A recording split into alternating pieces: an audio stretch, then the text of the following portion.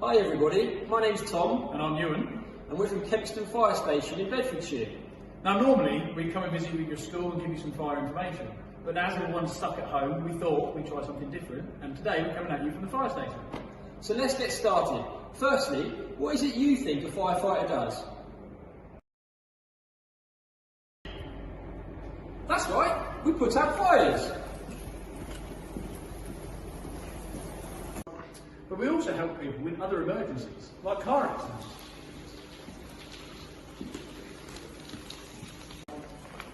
And rescues from the water.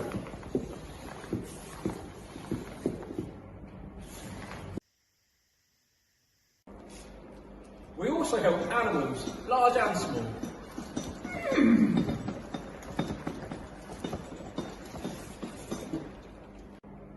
We also help our friends at the police and ambulance service. As well as emergencies, we come and visit people like you at schools and other people in their homes to make sure they're safe. So, what do we wear? Here's some of our protective clothing. For fires, we cover up all of our skin and wear breathing apparatus to stop us breathing in the harmful smoke. We wear this for car accidents. It's bright so we can be seen working on the road. This is what we wear for water rescue. It keeps us warm and dry and helps us to float. Now it's story time with our very own Justin. Now remember to pay attention, there will be some questions for you at the end. Hello everyone, my name's Justin. Gather in so I can share with you one of my favourite stories, Frances the Firefly. Deep in the middle of a forest far, far away was the kingdom of the insects. They were a friendly bunch who worked together to build a land where everyone had a purpose. The spiders spun silky, silvery webs to decorate the land and fill it with splendour. The ants, who were immensely strong, built all the houses, and the bees run the honey factories. But the fireflies were given a very special job to do. As you know, the insects love the night time, but because it's very dark, they find it very hard to see where they are going. So it's agreed that the fireflies, with their glowing tails, would act as tiny rays of sunlight and brighten the evening sky, so everyone else could see what they were doing. Frances, the firefly, was only young and not yet able to make her tail glow brightly like the older fireflies. She would practice all the time flapping her wings and trying very hard, but still her tail only shone dimly, and this made her feel very sad. A few nights later, Frances was sitting on a twig in the forest, feeling very sorry for herself. Suddenly, something tapped her on her shoulder. It was Cocky Roach. Cocky was a naughty young insect who was always getting into trouble. This doesn't sound good at all. "Come with me, Frances," he said. "I'll show you how to light up the night." Frances couldn't resist. He took Frances back to his hiding place and showed her a box of matches. "My mummy left these on the table at home last week and still hasn't noticed they're missing. With these you can really burn brightly." Frances had been told many times not to play with matches, but Cocky had her under his spell. Frances wanted to be grown up, so with Cocky's help, she lit the match. At once, a bright light glow shone all around her. She took to the sky, delighted with her newly found torch. "Have fun, Frances," Cocky yelled. "How grown up you look with your lovely torch." And with that, Cocky ran to another hiding place to watch his plan unfold. Up and up Frances flew. Brighter and brighter the match burned. But she didn't notice the flame burning larger and larger until just she was above the centre of the insect forest, she burnt her wings. The pain was so bad that Frances instantly dropped the match and it fell to the ground. It landed on a pile of twigs that the ants had gathered, and of course it started to burn. It was only a matter of time before the whole forest was on fire. All of the good work that the insects had done was ruined.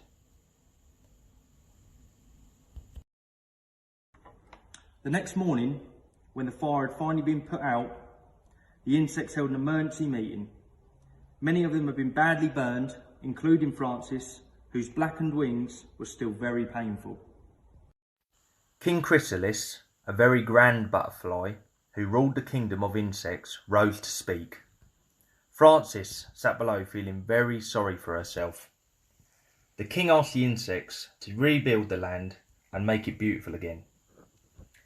It was decided that Frances had learnt her lesson and she should not be punished further, but she knew it would be a long time before she would be able to fly again.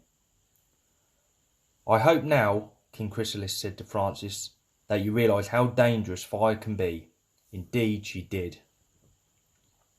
In time, Frances helped the rest of her friends to rebuild their kingdom. She was even given her own job to do. Every now and then, she would gather all the young insects together and tell them her story. They would sit and listen to the tale and understand why they should never play with matches. And as for Cocky Roach, he was sent away from the insect kingdom forever. Even today, you can sometimes see him scuttling amongst the litter in towns and villages, looking for something to eat. Don't forget, kids, never play with matches. Okay, question time. Who was the silly little insect? That's right, it was Frances. She burnt her wings because she was playing with fire. And then what happened? She dropped the match and set fire to her home and hurt some of her friends and family. So do you understand what would happen if you played with matches? You could hurt yourself, hurt your friends, or even damage your home. To help you remember this, we have a little rhyme. Matches lighters. Never touch. They can hurt you very much. Very good listening, everybody. Now, do you know what one of these is? It's a smoke detector, and it's very important that your parents or guardians have one in their home and that they're tested once a week, like this.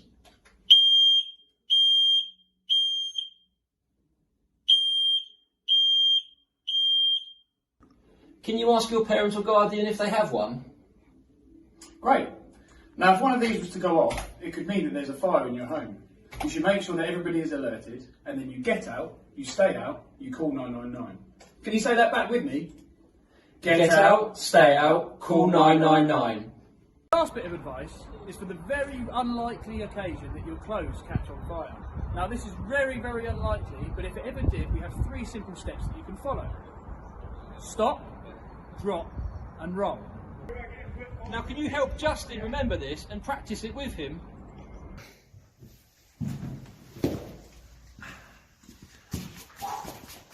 Stop, drop, roll.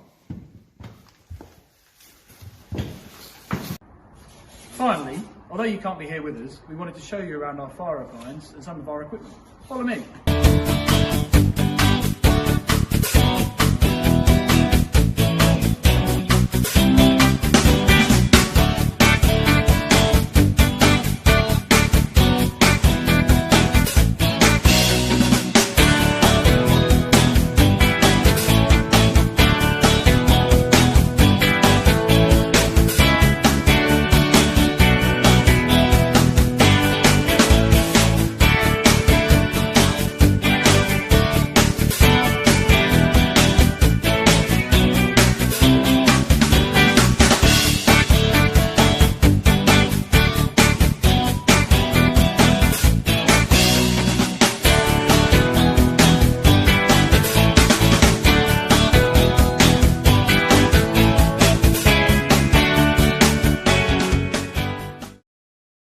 Thank you for watching from Kempston White Watch. Remember to stay at home and stay safe.